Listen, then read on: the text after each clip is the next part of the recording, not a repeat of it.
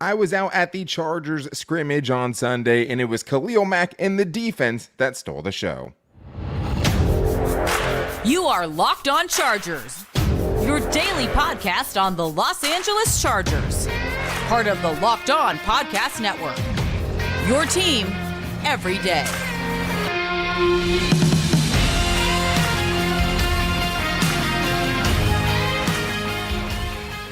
What is up, and welcome into the Locked On Chargers podcast. I'm your host, Daniel Wade, joined as always by my co-host, David Drogemeyer. We've been covering the Chargers together now for 8 seasons or 7 seasons, but this is our 6th season as a host of the Locked On Chargers podcast, now bringing you your team every day. Thank you guys, as always, for making us your first listen tonight.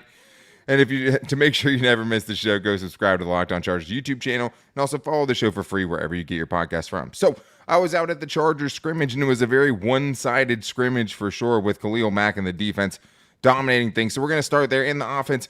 How much concern there is, especially with the backup tackles, because that's where kind of a lot of the problem, really came from.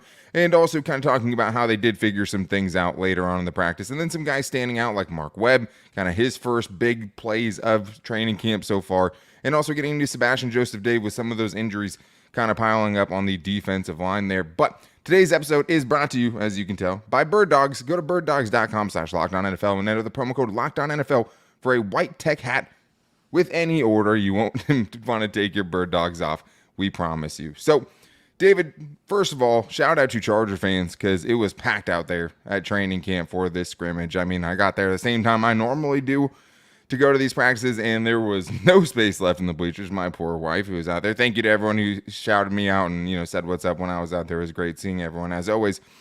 But, David, I mean, we knew there was going to be players out at the beginning of practice. Quentin Johnston, right? Rashawn Slater, Joey Bosa, Gerald Everett out with a sickness. We'll talk about that later on. But it was really, really evident quickly that Khalil Mack was kind of the best player on the field today when I was out there. I mean, he absolutely dominated things, and it was a really, really sluggish, slow start for the Chargers offense.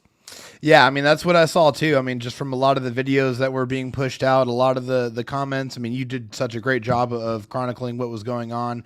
And it seemed like it was very clear that Khalil Mack was having his way with whoever was lining up at tackle. Yeah. I mean, it didn't really matter who it was, didn't matter what side he was on. Khalil Mack was making his presence very felt, and it was very uncomfortable. But hey, this is a great learning experience. You're going up against a guy who was a member of the 2010s All-NFL team. So Khalil Mack showing everybody he's still got plenty of juice. Yeah, and I mean, if you're making all-decades team, obviously that says a lot about how good you are, right? But I think in this practice, especially because, backup left tackle today was in Foster Sarell. And then right tackle, you had some Trey Pipkins, but as they're ramping him up, I mean, it's nice to see him back out there, obviously. Yes. But he only played a few drives, right? So a lot of times it was Austin Pleasance out there playing right tackle, because the other backup tackle, Zach Bailey, is out with an undisclosed injury at this point. So it was, I mean, I posted at one point, like, we're getting close to double-digit sacks here for this Chargers defense. Ugh. I mean, it was that ugly. And I mean, I think in the first 5 offensive drives where they're moving the ball, they're treating it like a game type situation. Yeah. I think they had 3 first downs. Like, it was that bad. Like, they never made it into the red zone a single time. They ended up breaking things up, did some field goals with Cameron Dicker being perfect, because he is perfect. And then, had some more first-team offensive reps after the special teams portion of it. But it was definitely the defense, the defensive front, that really stood out the most. I mean, those tackles were getting abused by Khalil Mack. I had Khalil Mack with 2 sacks on the day. Also, multiple run stops, right? He was just everywhere. Was trying to rip the ball out from Austin Eckler at one point. But I do want to talk about Thule as well, because, I mean, I think probably the second most impressive pass rusher when I was out there was their second-round pick, Tuli Tuipulotu, who really is going to be a big role more than likely this season. I mean, hopefully Khalil Mack and Joey Bosa stay on the field. We know that you can't guarantee that, and I think it was great because today was like, okay, we see him in action. We see him going full speed. He's making plays in the backfield, 2 sacks at Sunday's scrimmage. I mean, David, it was really good to kind of see a glimpse of what the Chargers' edge rusher position looks like. I feel like Sunday was the first day we're really seeing that. And it just got to get you excited because after last season, you know how important it is to address that edge rusher position. You know that the Chargers had to go get somebody and they had to make it a priority. That priority turned into Tuli Tuipulotu, and it seems by all accounts like he has the motor, he has the attitude, he has the energy, and according to Brandon Staley, he's a tone setter. He says he's a tone setter out there in the running game as well. He's got the quickness and the strong hands. He's instinctive. He's a sponge out there. So it seems like this is a guy that you feel a little bit better about going up against the run and being a little bit more rugged against the run while also being able to provide some pass rush as well. I mean, Tuli is one of those guys I cannot wait to watch in preseason. I am very much looking forward to seeing what he does in the preseason action. Yeah, that's the great thing about Tuli, too, is that we know we'll see him in the preseason, right? Because there's going to be no Bosa, no Mack in the preseason if it goes the way it has the first 2 years under Brandon Staley. But we'll get to see him, and we'll get to see him kind of going full throttle. And, I mean, it's going to be such an important position. It ended up being Kyle Van Noy that had to, take over the starting role last year. But Chris Rumph is the guy that's there as the competition for Tuli as that third edge rusher, that first guy off the bench if your 2 stars aren't out there. And I think that's going to be something we really see play itself out during the preseason, right? Because almost sacks only get you so far.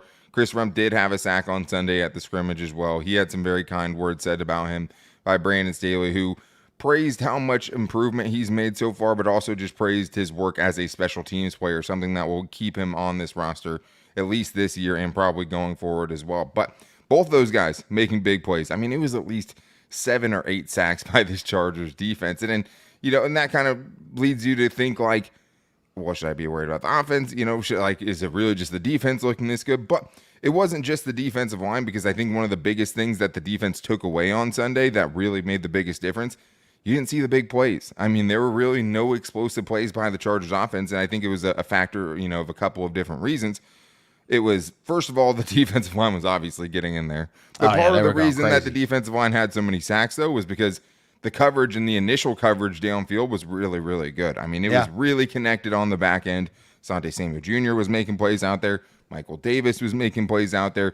Dean Leonard had one where he was going down the field with Mike Williams. Would have been kind of the jump start, I think, for the Chargers offense. It would have been like a 50-yard gain on the first play of one of their drives. Instead, Dean Leonard, right there in his hip pocket, finds a way to make a play on the football. And, I mean, that was the closest the Chargers really got all day to a big play. John Hightower, too. One big catch down the sideline out of bounds. One big catch down the sideline on a broken play, both from Easton Stick, where it ended up getting called back by a penalty. So he was still showing out there. But it was nice to see, okay, this Chargers defense that gave up so many explosive plays. If there was one big takeaway, I would say, besides just the pass rush obviously being awesome, would be, yes, them staying connected, them kind of limiting those big plays that, we really got excited for Kellen Moore about, Right. Well, I mean, at its finest, like when this defense is performing how you want it to, it's expressed as, I'm going to make you beat me by death by 1,000 paper cuts. Yeah. I'm not going to allow you to get any of those big explosive plays, whether it's on the ground or through the air. I'm going to make it very difficult, very uncomfortable for you to make. I'm going to make you make perfect throws.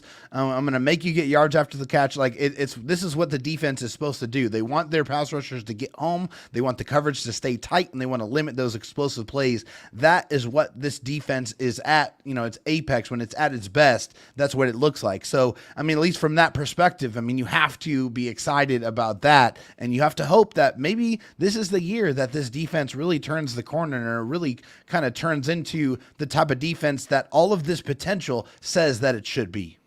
Yeah, and you have all the guys in the back end, I think, that make you feel better about it. All the young dudes making plays in the secondary, like Ja Taylor, like Dean Leonard coming through today. Asante Samuel Jr. having, probably his best camp as a Chargers player, right? And he's fighting for a starting role in snaps on this defense. And it's just, obviously, you can't get too carried away.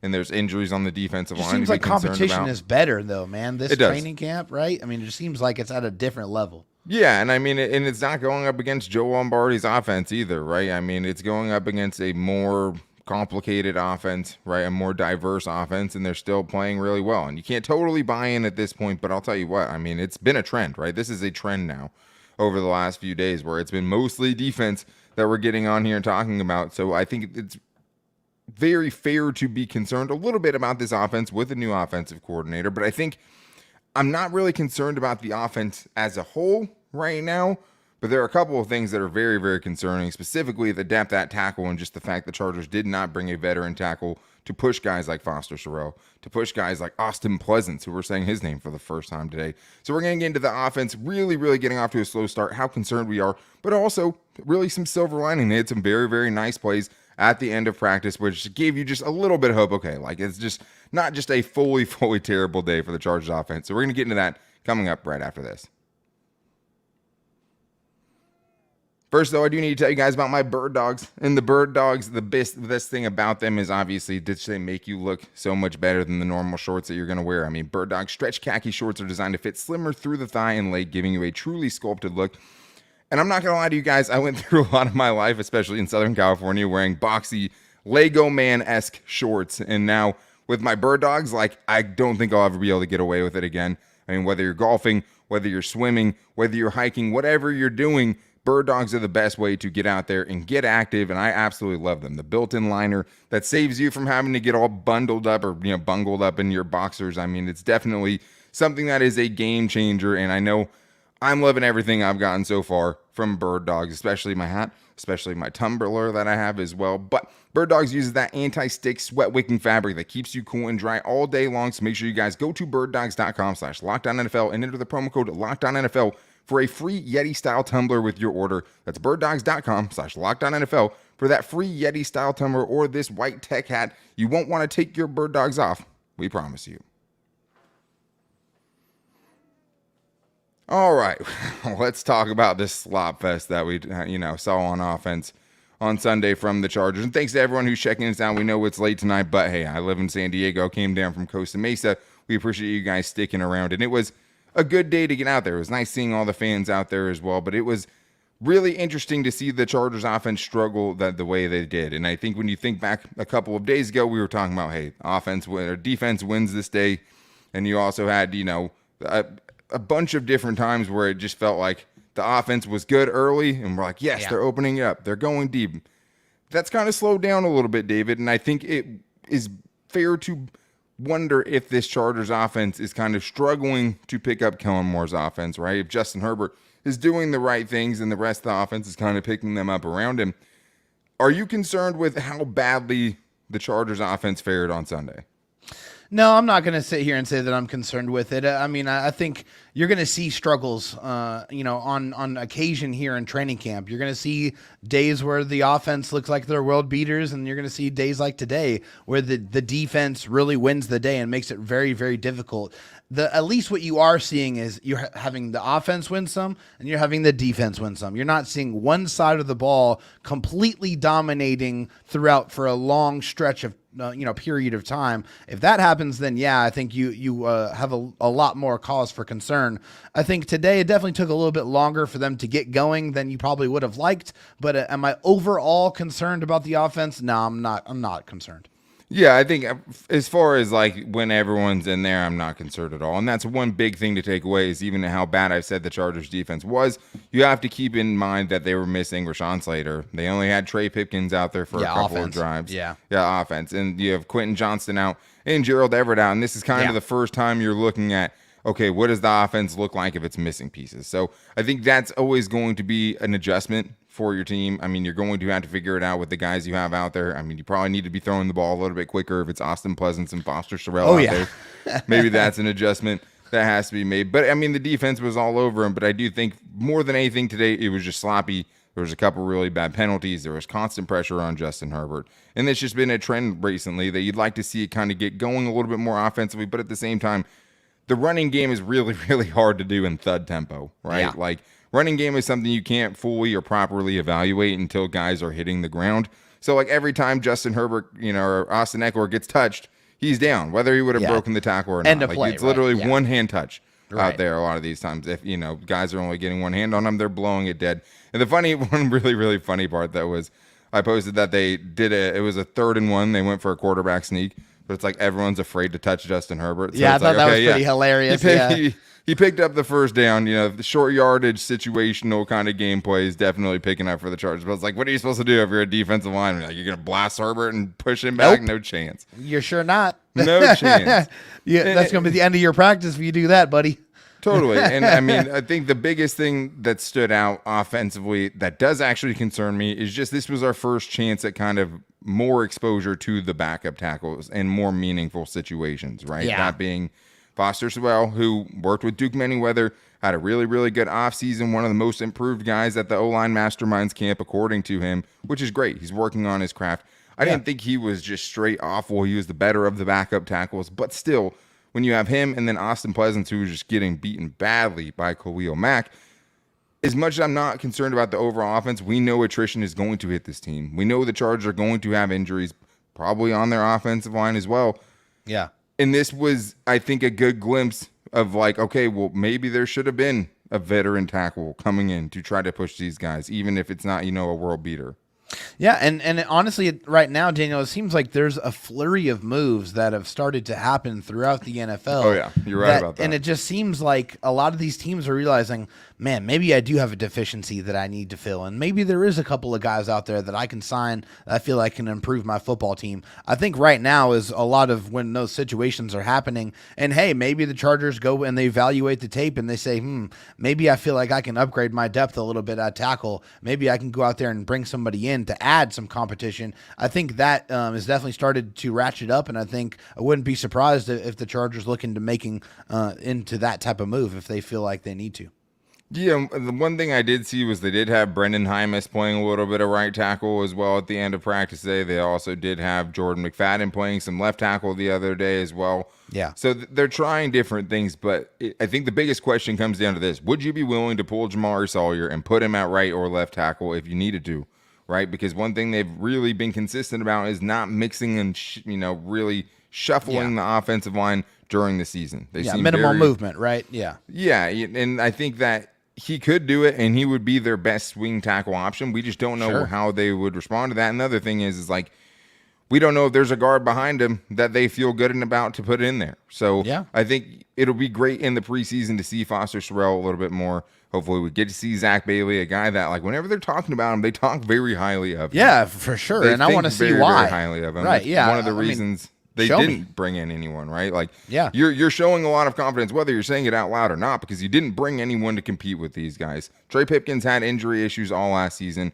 Rashawn Slater missed most of the season last year. So, like, it showed itself on Sunday, and you're hoping, you're praying that it's not going to rear its ugly head, but you got a little glimpse of that. And as much as overall, I love a lot of the things the offense has going on, that's one kind of problem area that, hasn't been addressed yet, and we'll see what happens with it. But it wasn't all doom and gloom, David. The Chargers did find some success. The last move of the ball drive that they had as part of the scrimmage, they went down, scored a touchdown. Justin Herbert, to Keenan Allen offensive line held up well. Then you had red zone drills with Austin Eckler getting into the end zone.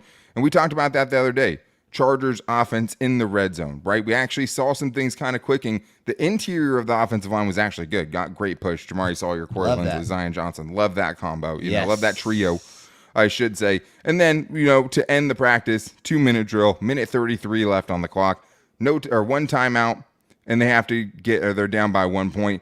They go down the field. Justin Herbert has a big scramble. Josh Palmer makes a ridiculous catch on the sideline against Asante Samuel Jr. I mean, tight coverage all day long.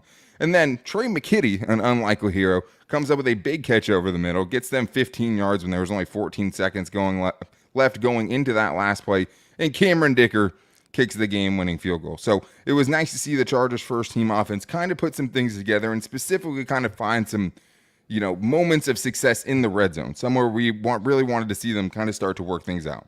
Yeah, definitely. And also Austin Eckler and Josh Kelly were able to score touchdowns in the red zone as well on the ground. So you like that, you definitely appreciate that. And Trey McKitty setting up a game winner. I mean, that's definitely something that is music to my ears after, some very bad drops last year. So you got to hope that, this is, maybe some positive signs for him. But yeah, you want more production. And one of the things that I liked that we saw a little bit in this scrimmage as well on offense was Justin Herbert running with the football, scrambling and looking very fast and very athletic. That's something that I am very excited about seeing come back and be a part of this offense, being another thing that the defenders have to worry about, because last year he couldn't do it, but he's back and healthy now, and it's going to be one of those weapons I expect him to deploy once again. Yeah, Josh Kelly was definitely the most explosive run of the day. Like I said, it's really hard to gauge the run game at this point. I'm excited to see kind of just how they run things and what it looks like in their first preseason game. But as far as the rest of the guys go, I mean, it was good to see that. I mean, Easton Stick and Max Duggan were running around too. I mean, the Chargers have a very athletic group of quarterbacks, that's for sure.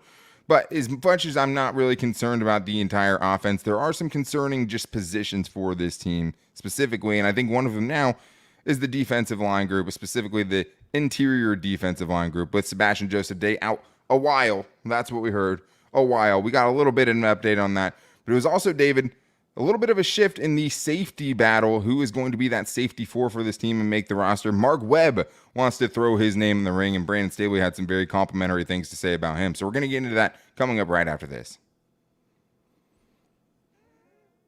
First, I need to tell you guys about FanDuel, because football season is about to kick off, and FanDuel is giving you a chance to win all season long. This is a really cool thing they're have going on right now, because right now, when you bet on a Super Bowl winner, you can get a bonus bet every time they win in the regular season. That means all you have to do is just pick any team to win the Super Bowl, and you'll get bonus bets for every victory. Right now, guys, it's already time to be betting on football, and football is the best thing to bet on. I'm glad we get to talk about betting on football now, because football season is basically back, and you can use your bonus bets on spreads, player props, over-unders, and so much more. I'm always looking at the player awards, Justin Herbert MVP, how many yards will Keenan Allen have this season. There's so much good stuff going over at FanDuel, so make sure you guys go check it out, and make sure you visit FanDuel.com/lockedon and start earning bonus bets with America's #1 sportsbook. That's FanDuel.com/lockedon.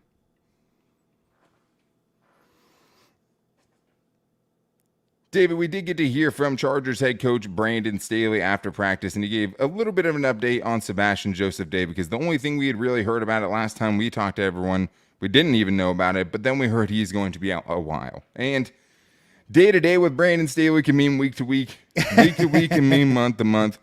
A while is just an ambiguous word that I don't want to hear, because when you have Sebastian Joseph Day out here, posting Bible verses on social media, I mean, it's hard not to get a little worried about, the severity of an injury, especially in a time where they don't have to say it on a practice report. They don't have to turn in an injury report before a game where they have to actually say who he is or, do whatever. But it's also combined with the fact that Austin Johnson tore his ACL last year, and he's still rehabbing and hasn't been back at the practice field yet, participating in team drills. Tito Abonia, last year's 4th round pick, had some positive moments. We haven't seen him back. He had a devastating knee injury as well. Now, David, you're maybe missing 3 of your top 5-ish guys, maybe 3 of your top 4 guys potentially on that defensive line group. We talked about how deep it was, and we got to see a little bit more of those guys. This was a good first test. The backup tackles got their first test. Didn't really look great. Hard to say that they passed that test. Then again, we have talked a lot about the competition specifically on this defensive line group. So I don't know. I mean, quad contusion can be, that's not a real timetable. It could be weeks, could be a couple months. We don't really know about that. But it was nice to see the rest of that kind of defensive line group rally around those guys and start making some plays in the scrimmage. Yeah, obviously when you have another guy that is dealing with an injury on your defensive line, when you already have so many other guys that are trying to make their way back, it's definitely not what you want to hear. It's not what you want to see. It's that's one of those position groups that's already looking like one of the kind of the weaker units that's on the team. And so, yeah, at least, in this scrimmage, you had some guys that were able to step up. Gerard Clark, I heard, was making some plays, the undrafted free agent. Also, David Moe was making some plays. So there were some guys that were out there that was still, providing, some push in the middle of that defensive line unit. Yeah. And this is the the bright side, right? The bright side is most of your top guys are away. So now you really get to see what you have out there. Exactly. You really get to evaluate and see who's going to be able to provide some, quality play on your defensive line. I mean, that's a unit that deals with a ton of injuries anyway, so you need to see, you got to have your 5th, 6th, 7th, 8th options because, during the course of the season, you might have to get to those levels. And last year, we saw the Chargers get absolutely decimated at 2 different positions, wide receiver and defensive tackle. Yeah. This year, they've gone out of their way to bring in a ton of guys. I mean, in the wide receivers case, probably way too many guys, right, at both of those positions. And another thing I've talked about, and the everydayers probably know, is just hey, stacking your practice squad is not a bad thing. Not at all. having such good competition that you can get guys that you feel really, really good about on your practice squad instead of having to, Michael Bandy having to take important playoff reps or, whoever that ends up being on the defensive line. That's huge. And Nick Williams was getting a lot of reps in the starting defensive line group. You also had Scott Matlock, the rookie, out there. David Moa got some starting reps. Christopher Hinton got some starting reps. So these are guys that are all going to be battling out ferociously during the preseason. And, right now, there's a good chance that a couple of those guys make the team. So, I think if you're sitting there as an undrafted free agent defensive tackle, you're like, this is my time, right? Exactly. And that's what it looked like on the scrimmage on Sunday. It looked like these dudes were hungry and ready, as Scott Matlock so elegantly put it, go and steal another grown man's job. And I think with the Chargers kind of reeling at that position, these guys have a great opportunity to do it. But David really just wants to know what this random sickness is that has, half of the Chargers offense out, because that was it's just hard whenever you see guys out. You always think the worst. But, at least in the case of Rashawn Slater, Quentin Johnson, Joey Bosa, Gerald Everett, it's just a sickness, which is about as big as it gets. Sickness. What in God's green earth is that?